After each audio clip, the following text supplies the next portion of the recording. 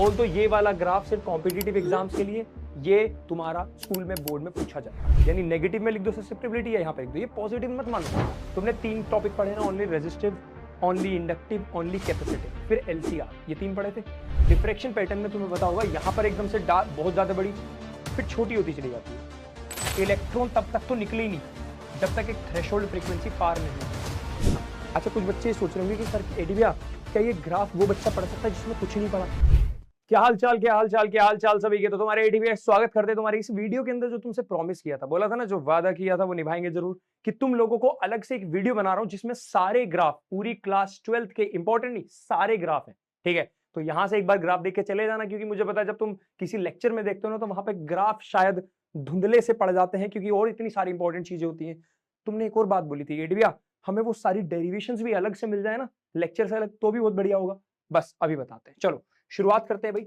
सबसे पहला ग्राफ तुम्हारा electric field due to a charge, formula तुम्हें याद होगा, E equals to KQ by R square होता है। तो यानी यहाँ पर इलेक्ट्रिक फील्ड इनवर्सली प्रोपोर्शनल इसके, तो इसका ग्राफ तुम्हारा देखो ये आता है बिल्कुल, ठीक है। लेकिन अगर E प्रोपोर्शनल, अगला वाला फॉर्मूला है ना इनफाइनाइट वायर का, अरे ये रहा भाई, याद करो, इनफाइनाइट वायर का इलेक्ट्रिक फील्ड हम निकालते हैं यहाँ पर 2K लैम्डा बाय R, याद है। तो यहाँ पे इलेक्ट्रिक फील्ड तुम्हारा इनवर्सली प्रोपोर्शनल R के, तो ग्राफ भैया कुछ ऐसा आता है, ठीक है। इसके बाद अगर डाइपोल की बात करूं, KP by R, 2KP by R cube होता है एक्सिस पर, ठीक है, और इक्विटोरियल पर होता है KP बाय R क्यूब, दोनों में ही R क्यूब के इनवर्सली प्रोपोर्शनल है।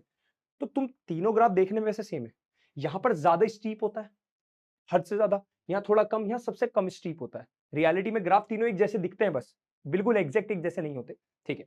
अगर ड्यू टू शेल की बात करूं, तो वहां पे तुम्हारा फिर से KQ by R square formula, E inversely, देखो यहाँ पे शेल के अंदर तुम्हारा इलेक्ट्रिक फील्ड 0 होता है, यहां पे R रेडियस है, यहां पर तुम्हारा मैक्सिमम इलेक्ट्रिक फील्ड होता है। इसके बाद दूर जाओगे कम होता जाएगा, तो देखो यहां तक इलेक्ट्रिक फील्ड 0 है, R पर आती मैक्सिमम, यहां मैक्सिमम इलेक्ट्रिक फील्ड, ठीक है। और इसके बाद धीरे धीरे कम हो रहा है, और फॉर्मूला क्या आता है, KQ बाय R स्क्वायर, तो E inversely proportional to R square. ये रहा भैया, आ जाओ आगे। इसका अच्छा हाँ, यहाँ तुम्हें नोट्स मिल जाएंगे, ये मेरा टेलीग्राम पेज ही से ज्वाइन कर लेना, यहाँ पर मेरे नोट्स, जब ये वीडियो दिखेगी ना, तो मैं जिस टाइम उसके एग्जैक्ट मान के चलो 24 आवर्स के अंदर तुम्हें नोट्स मिल जाएंगे, 24 आवर्स, क्योंकि बच्चों को टाइम लगता है ना ज्वाइन करने में, इसलिए। चलो 1 2 3 एंड गो।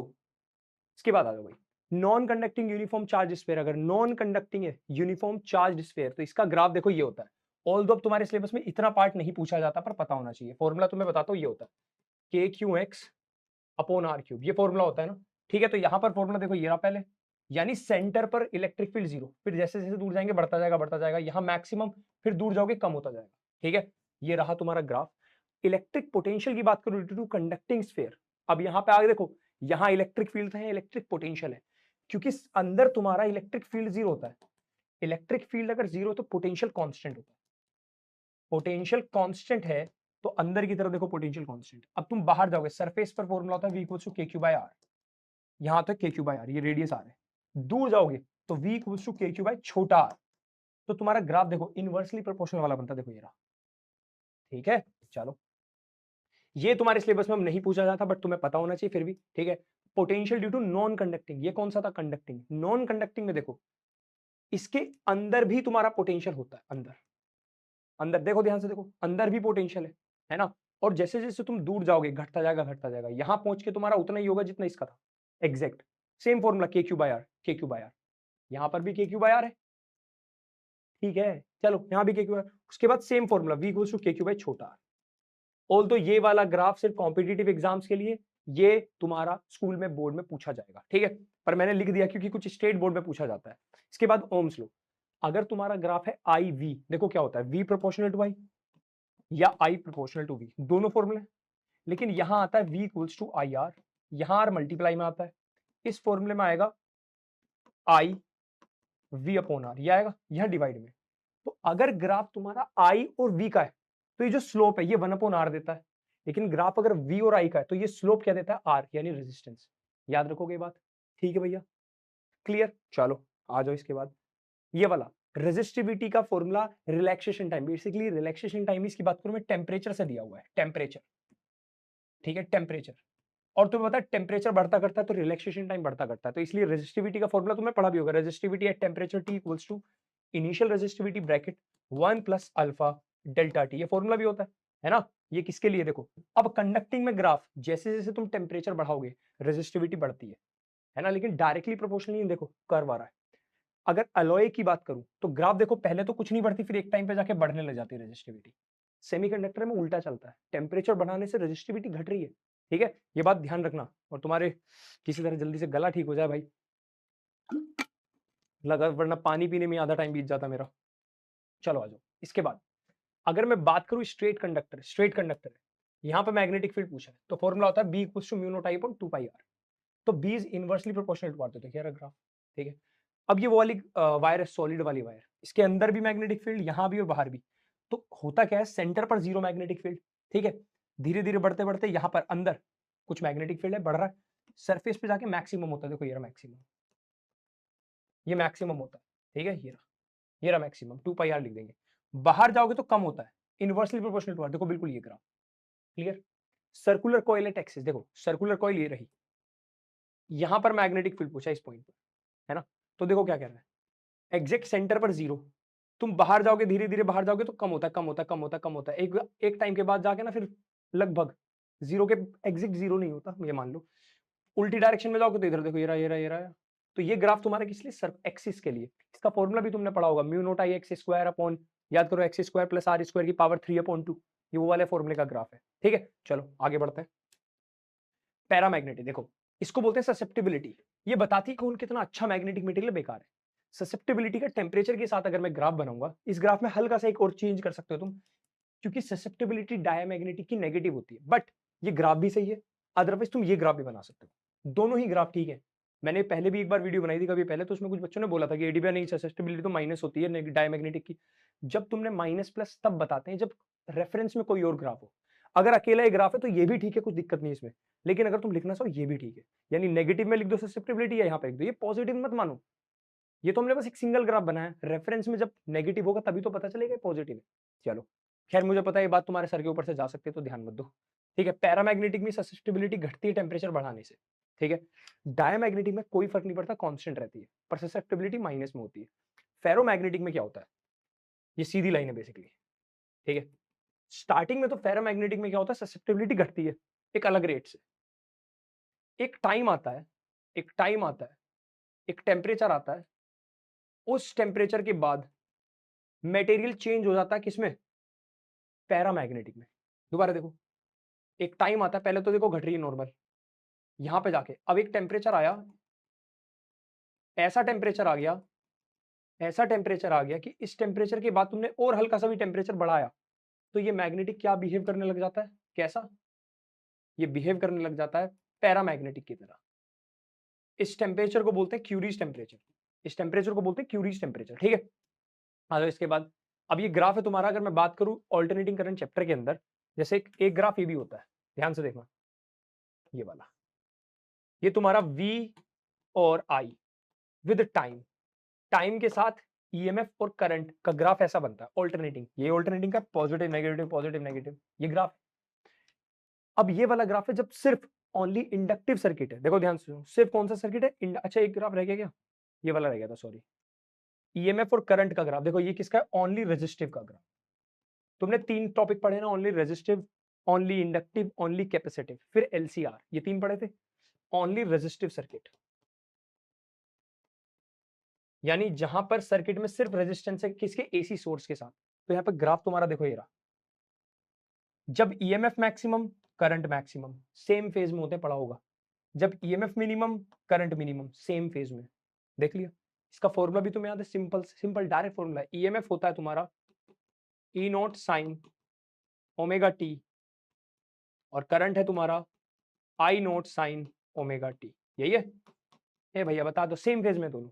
लेकिन बात आए अगर इंडक्टिव सर्किट की, तो तुम नोटिस करो कि यहाँ पे ईएमएफ आगे होता है। जब करंट 0 था तो ईएमएफ π/2 था, यानी यहां पर फॉर्मूला होता है ईएमएफ का E naught sine omega T plus π/2, और करंट का I equals to I naught sine omega T. तो यहाँ पे देखो ईएमएफ पहले π/2 पर है, लेकिन करंट 0 पे, तो देखो इसका ग्राफ ये, यानी जब current EMF maximum, current 0, EMF maximum, current 0, लेकिन जब करंट मैक्सिमम, देख रहे हो, तब ईएमएफ 0, तुम ध्यान से देखो। ठीक है, चलो ये ओनली इंडक्टिव सर्किट था। कैपेसिटिव की बात करूं तो इसमें उल्टा होता है, इसमें करंट π/2 फेज आगे होता है। करंट कितना होता है? π/2 फेज आगे भाई। I naught sine omega T plus π/2, ये करंट है। और EMF E equals to E naught sine omega T, यानी शुरुआत में ईएमएफ जीरो है, ये रहा ईएमएफ, लेकिन करंट π/2 पर है। फिर जब करंट जीरो हुआ, ईएमएफ π/2 पर आगे देखो, फिर दोबारा देखो, फिर ईएमएफ जीरो, करंट मैक्सिमम। तो यहाँ पे क्या होता है? फेज डिफरेंस होता है। चलो इसके बाद ये रेजोनेंस वाला केस है, तो मैं बता, रेजोनेटिंग फ्रीक्वेंसी पर करंट मैक्सिमम होता है ना। इसी तरह मिनिमम रेजिस्टेंस पर जो फ्रीक्वेंसी होती है इसको रेजोनेटिंग फ्रीक्वेंसी बोलते हैं, है ना। इसी को Z इक्वल्स टू R बोलते हैं, इंपीडेंस। याद आया? चलो ये तुम्हारा इलेक्ट्रोमैग्नेटिक वेव चैप्टर है, याद करो। इलेक्ट्रिक फील्ड तुम्हारा y axis, magnetic field z, तो x, ये जो डायरेक्शन है ये होती है डायरेक्शन ऑफ वेव, कि वेव किस डायरेक्शन में जा रही है, डायरेक्शन ऑफ वेव ये रही। याद आएगा भाई साहब? ये उसका ग्राफ है, आ जाओ भाई। इसके बाद ये तुम्हारा प्रिज्म का, याद करो प्रिज्म में तुमने ग्राफ पढ़ा था। प्रिज्म में तुम मिनिमम डेविएशन निकालते हो, जब I इक्वल्स टू E होता है तब तुम्हारा डेविएशन मिनिमम होता है। याद आया? और ये केस दो केस पा सकता है, यहाँ देखो, है ना। यानी प्रिज्म के अंदर मिनिमम डेविएशन कब होता है? जब I इक्वल्स टू E होता है। एक और चीज, जब R1 इक्वल्स टू R2 होता है। ये दोनों चीजें ध्यान रखना। R1 इक्वल्स टू R2 कौन से? पहला वाला एंगल ऑफ रिफ्रैक्शन, दूसरा वाला, ठीक है। I इक्वल्स टू E होता है तब तुम्हारा एंगल ऑफ डेविएशन क्या होता है? मिनिमम एंगल ऑफ डेविएशन, ठीक है। इसके बाद यंग डबल स्लिट एक्सपेरिमेंट में हर जगह इंटेंसिटी सेम होती है। देखो लाइट की इंटेंसिटी सेम होती है ना, यहां पर जो होती है ब्राइट फ्रिंजेस, डार्क फ्रिंजेस सबकी बराबर होती है, लेकिन डिफ्रैक्शन के अंदर, डिफ्रैक्शन पैटर्न में तुम्हें पता होगा यहां पर एकदम से डार्क बहुत ज्यादा बड़ी, फिर छोटी होती चली जाती है, ये होता है। यानी इंटेंसिटी में फर्क आता है डिफ्रैक्शन के अंदर। आ जाओ भाई, ये तुम्हारा फोटो करंट देखो, इसमें ये बहुत काम की चीज है। इंटेंसिटी का मतलब है तुम्हारे नंबर ऑफ फोटोन्स, जितने बढ़ाओगे उतने नंबर ऑफ इलेक्ट्रॉन्स बढ़ेंगे, मतलब करंट बढ़ रहा है। तो ये ग्राफ होता है डायरेक्टली प्रोपोर्शनल। लेकिन अगर मैं बात करूं फोटो करंट का ग्राफ वोल्टेज के साथ, जो तुम अलग से बैटरी लगाते हो, अगर तुम वोल्टेज बढ़ा दोगे उसकी, तो वो जो रुके हुए इलेक्ट्रॉन्स है प्लेट पर उन्हें भी खींच लेगी। सोचो, याद करो, तुम एक चीज पढ़ाई थी। मान लो फोटोन्स, लाइट आई एक, उसने इलेक्ट्रॉन्स को निकाल दिया, मेटल यूज कर लेता है कुछ एनर्जी वर्क फंक्शन में, उसकी वजह से इलेक्ट्रॉन बाहर निकल जाते हैं, फिर बची हुई एनर्जी से वो इलेक्ट्रॉन चलते हैं। मान लो कुछ इलेक्ट्रॉन ऐसे हैं जिनके अंदर सिर्फ इतनी ही एनर्जी कि वो मेटल सरफेस पर आ सकते हैं, इससे ज्यादा नहीं है, तो वो तो वहीं रुके हुए ना। बैटरी में वोल्टेज बढ़ा दोगे, जो बैटरी उन्हें खींच रही है, तो और भी आने लगेंगे। ये फर्क है। यानी अगर तुम वोल्टेज बढ़ा दोगे, वोल्टेज देखो स्टार्टिंग में तो कुछ इलेक्ट्रॉन्स खुद से निकलते हैं, उन्हें बैटरी की भी जरूरत नहीं होती, उनमें एनर्जी इतनी ज्यादा है फोटोन में कि वो इलेक्ट्रॉन को निकाल भी देती है और चला भी देती है, फोटो करंट होता है। कुछ टाइम बाद कुछ इलेक्ट्रॉन ऐसे होते हैं जो वहीं रुके होते हैं, उन्हें जरूरत होती है बैटरी के सहारे की। ये चैप्टर पढ़ लेने, जब मैं विजेता में पढ़ाऊंगा, ठीक है। अच्छा हाँ, डेरिवेशन सर्च करोगे ना, ऑल डेरिवेशंस बाय अक्षय त्यागी सर, मिल जाएंगी पूरी, सारी डेरिवेशन कराई हुई यूट्यूब पर ऑलरेडी। और विजेता के लेक्चर्स फॉलो कर रहे हो ना, पहला चैप्टर हो चुका है इलेक्ट्रिक चार्ज एंड फील्ड, दूसरा कौन सा था? इलेक्ट्रोस्टैटिक पोटेंशियल एंड कैपेसिटेंस, देख लेना, ठीक है। चलो तो यहाँ देखो, जैसे तुम बैटरी बढ़ाते हो करंट बढ़ता है, करंट बढ़ता है, एक टाइम बाद अब सारे इलेक्ट्रॉन निकल गए तो करंट कांस्टेंट हो गया, इसको बोलते हैं सैचुरेशन। ये I1 मतलब इंटेंसिटी 1। अब मैंने और फोटोन्स भेजे, तो अब और ज्यादा तुम बैटरी, अब तुम और ज्यादा करंट निकाल सकते हो। देखो फोटोन ज्यादा तो देखो करंट ज्यादा, ठीक है। इसके बाद अब यहाँ पे ये आ गया, इसको बोलते हैं स्टॉपिंग पोटेंशियल। स्टॉपिंग पोटेंशियल का मतलब क्या है? अब मैं इलेक्ट्रॉन को रोकना चाहता हूँ। सोचो जितनी ज्यादा एनर्जी का इलेक्ट्रॉन होगा, जितनी ज्यादा एनर्जी का फोटोन आएगा, उतनी ज्यादा एनर्जी का इलेक्ट्रॉन निकलेगा, उतनी ही ज्यादा मुझे रोकने में ताकत लगानी पड़ेगी। बात समझे? ठीक है। तो यहां देखो, मैंने क्या किया, तीन अलग अलग इंटेंसिटी, पहले मैंने 10 फोटोन फेंके, फिर 20, फिर 30। जब 30 नंबर ऑफ फोटोन से ज्यादा नंबर ऑफ इलेक्ट्रॉन्स निकलेंगे, तो जब ज्यादा नंबर ऑफ करंट भी है, ठीक है। ठीक है, जब 20 नंबर के 20 फोटोन थे तो करंट कम है मेरा। अब मैंने क्या किया, ये जो तीनों यहाँ 20 फोटोन, यहाँ 20, यहाँ 10, इन सब फोटोन्स की एनर्जी बराबर थी, तो बराबर एनर्जी के इलेक्ट्रॉन निकलेंगे, तो रोकने वाली जो एनर्जी है वो भी तो बराबर रहेगी, बढ़ाने की जरूरत थोड़ा ना है। अरे यहाँ पे जो 20, 30 फोटोन थे, सबकी एनर्जी 10 जूल थी, इनकी भी 10 जूल, इनकी भी 10 जूल।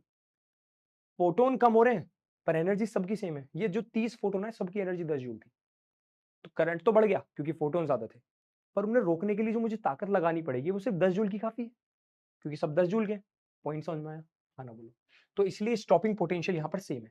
लेकिन अगर मैं बोलूं कि जो फोटोन्स आ रहे हैं वो बड़ा, फोटोन्स उतनी ही रहने दो, मैंने बोला यहाँ पे 10 फोटोन है, यहाँ भी 10 फोटोन भेज दो, पर इनकी एनर्जी ज्यादा कर दो, तो इन्हें रोकने के लिए ज्यादा ताकत लगानी पड़ेगी। तो देखो देखो, यहाँ पर 10 फोटोन आए तो करंट तो सेम है, फिर 10 फोटोन करंट सेम है, पर जो पहले 10 फोटोन थे उनकी एनर्जी थी मान लो 10 जूल, इसने रोक लिया।